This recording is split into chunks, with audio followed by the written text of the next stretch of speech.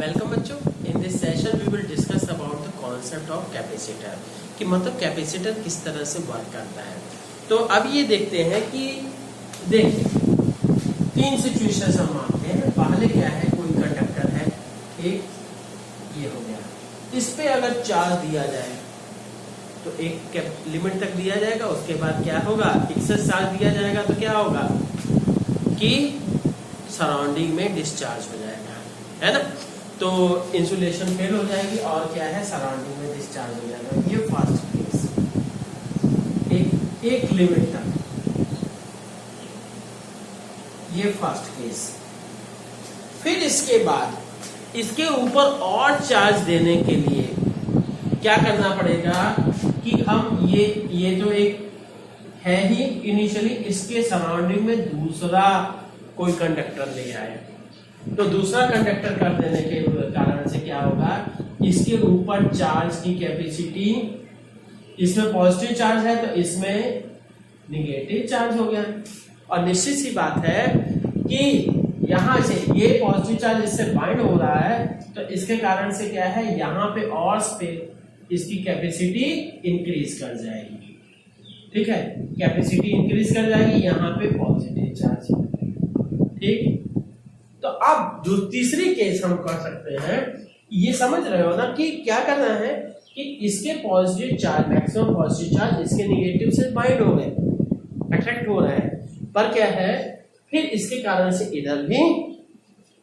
ये सिंपल सा एग्जांपल आप सोच सकते हो कि ट्रेन वगैरह में विंडो की सीट पे अगर बाहर कुछ अट्रैक्टिव चीज आ जाए तो मैक्सिमम लोग विंडो की तरफ भागते हैं, तो उससे क्या है, बाकी सीट खाली होती है ना, तो जगह बन जाती है। अब इसके बाद नेक्स्ट क्या है, ये केस सेकंड। अब अगर इसी थर्ड को हम, ये फर्स्ट है हमारा मेन कंडक्टर, ठीक, इस मेन कंडक्टर के अगर जो सराउंडिंग में दूसरा कंडक्टर लेके आए, हमने क्या कर दिया जी, उसको अर्थ कर दिया, अर्थ से कनेक्टेड कर दिया। ये अर्थिंग का सिंबल है, अर्थ से कनेक्ट कर दिया गया। तो अब क्या है, whole positive charge will go to the earth, है ना। तो इसके अंदर निगेटिव चार्ज हुआ, ये इसका पॉजिटिव चार्ज इससे बाइंड हुआ, अट्रैक्ट हो रहा है, तो फिर जिसके कारण से इसकी कैपेसिटी और इंक्रीज हो जाएगी। ठीक, तो अब क्या है, यही इस कॉन्सेप्ट हम सब कैपेसिटर्स में यूज करते हैं। कैपेसिटर में क्या है, ठीक है, ये तो इसमें लिख भी देते हैं कि capacitor is an arrangement of two conductors. ठीक, it is an arrangement of two conductors in which one conductor is connected to earth to hold maximum charge। ठीक है, देखते हैं जी, तो क्या है capacitance, capacitor is an arrangement of two conductors, ठीक, out of which one conductor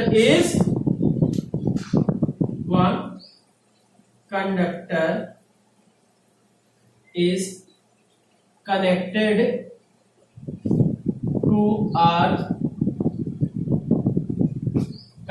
to earth to increase the charge holding capacity। ठीक, कनेक्टेड टू अर्थ टू, ये कर सकते हैं, मैक्सिमाइज कर सकते हैं, इंक्रीज कर सकते हैं या मैक्सिमाइज भी कर लिख सकते हैं कि मैक्सिमम हो जाएगा। इसके बाद भी अगर चार्ज की कैपेसिटी, इस कैपेसिटर की कैपेसिटी बढ़ानी है तो इसके अंदर डाइलेक्ट्रिक स्लैब डालनी होगी।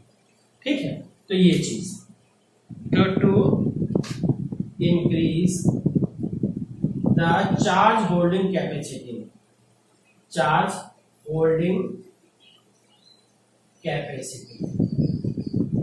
ठीक है, चार्ज होल्डिंग कैपेसिटी को इंक्रीज करने के लिए एक कंडक्टर को हमें क्या है अर्थ के साथ कनेक्ट कर देते हैं। यही इसका प्रिंसिपल है, चाहे कॉन्सेप्ट कहिए, ठीक। वैसे तो एग्जाम में नहीं आता है, ठीक है, ये ध्यान रखिए, पर आपको पता होना चाहिए। आगे देखते हैं। अब बच्चों देखते हैं कि कैपेसिटर क्या है, ठीक। तो कैपेसिटर का सिंबल क्या यूज होता है, कैपेसिटर, ठीक। इट इज एन, वही फिर से हम रिपीट करें, थोड़ा सा डिफरेंट रहेगा। It is an arrangement of two conductors separated by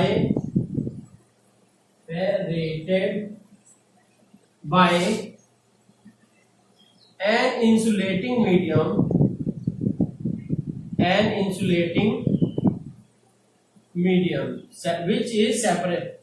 It is an arrangement of two conductors separated by an insulating medium to store the charge को स्टोर करने के लिए, ठीक। तो टू ये store the charge and electrical energy.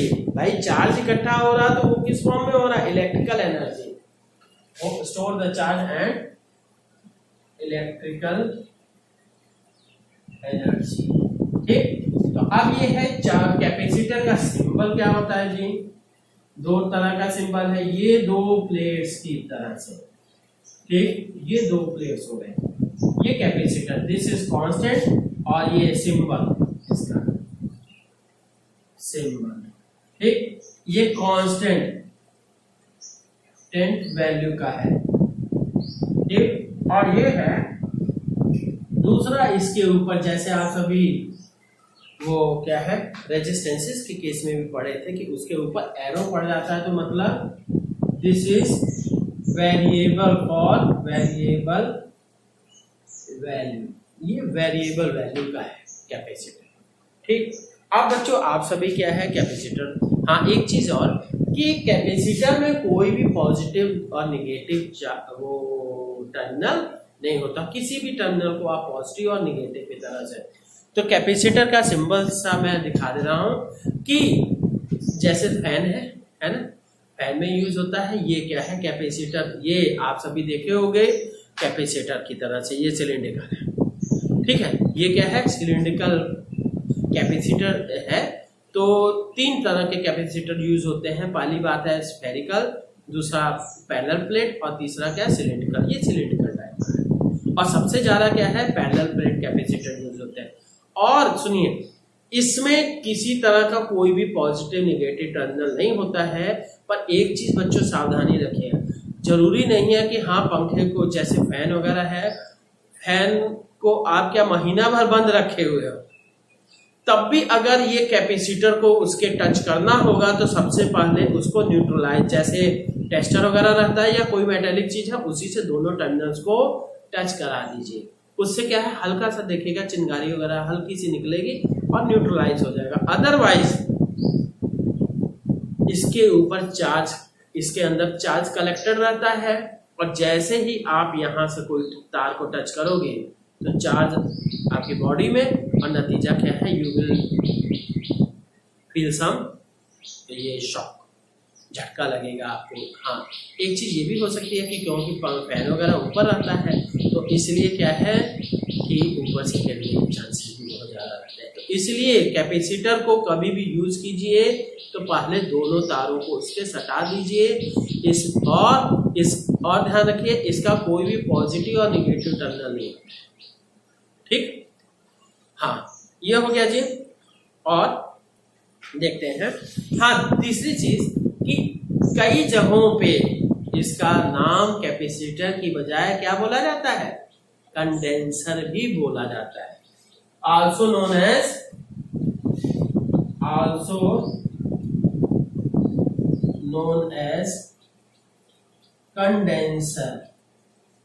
Condenser भी बोला जाता है कि फैन वगैरह की स्पीड को तेज बढ़ा देता है, ठीक है। तो देखते हैं अब बच्चों हम सब देखते हैं क्या पैरेलल प्लेट कैपेसिटर। और बच्चों ये जान लीजिए parallel plate capacitor is the ये most common and widely used. It is the it is the you can say simplest and widely used ये सबसे ज्यादा यूज किया जाता है। ठीक है, पैरेलल प्लेट कैपेसिटर में स्थिति क्या है? इसमें क्या है, दो प्लेट्स हैं जी, दोनों एक दूसरे के पैरेलल है।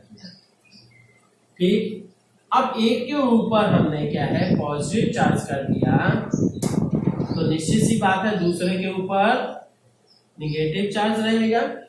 ठीक, तो अब आपको पता होना चाहिए दो पैरेलल प्लेट्स के बीच, गॉस थ्योरम में पढ़े थे, ठीक है, कि पैरेलल प्लेट्स के बीच इलेक्ट्रिक फील्ड क्या, अगर अपोजिटली चार्ज है तो इलेक्ट्रिक फील्ड इनके सराउंडिंग में क्या होगा, इस साइड इस एरिया में इलेक्ट्रिक फील्ड 0 होगा, इस एरिया में भी इलेक्ट्रिक फील्ड 0 होगा। अगर याद नहीं आ रहा है तो आप सभी उसका वो बढ़िया से पढ़िए। ठीक है, तो अब ये है इसके बीच इलेक्ट्रिक फील्ड क्या होगा, इसकी हम चार्ज डेंसिटी सिग्मा कर देते हैं, तो E will be electric field will be in this direction. ठीक, E will be equal to sigma upon epsilon naught. ठीक है, E will be equal to sigma upon epsilon naught. तो ये है कि the electric field between now the electric field between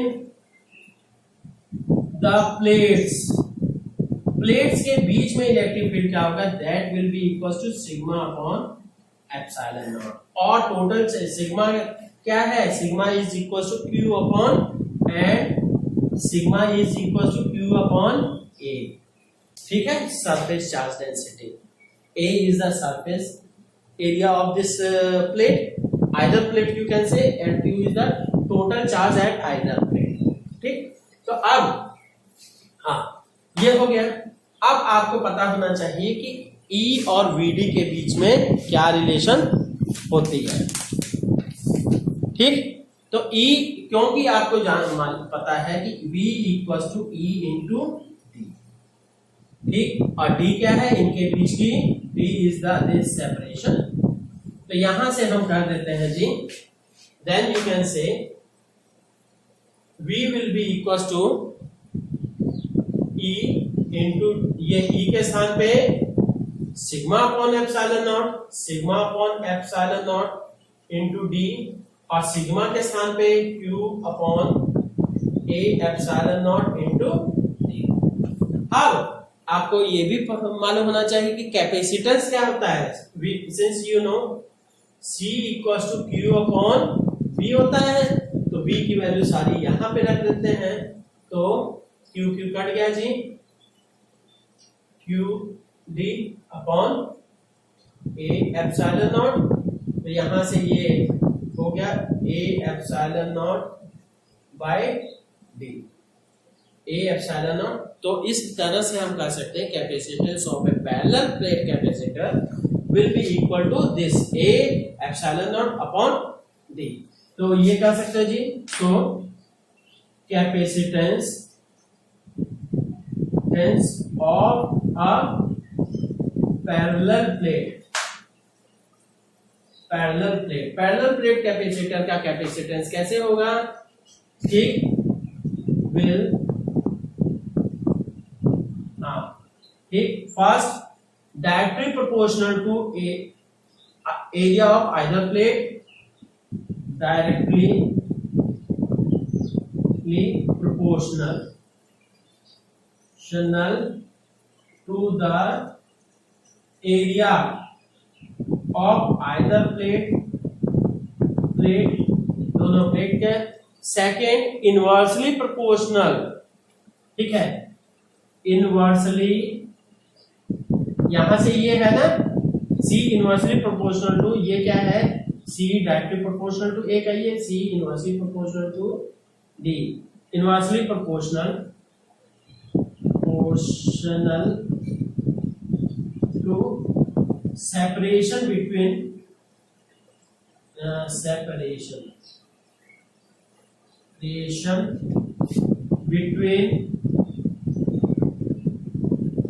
both plates, ठीक, separation between both plates. और third क्या हो गया, क्या, किसी directly proportional to the medium between both plates, directly proportional to, ये क्या है, मीडियम बिटवीन बोथ प्लेट्स, ठीक है। परमिटिविटी यहाँ पे एयर थी तो इसलिए एप्सिलॉन नॉट लगा, अदरवाइज क्या है, जो मीडियम होगा उसकी परमिटिविटी, ठीक। तो हो गया बच्चों, है ना। इससे रिलेटेड क्या है, पैरेलल प्लेट कैपेसिटेंस से रिलेटेड कुछ न्यूमेरिकल भी करिएगा, ठीक। Okay, thank you.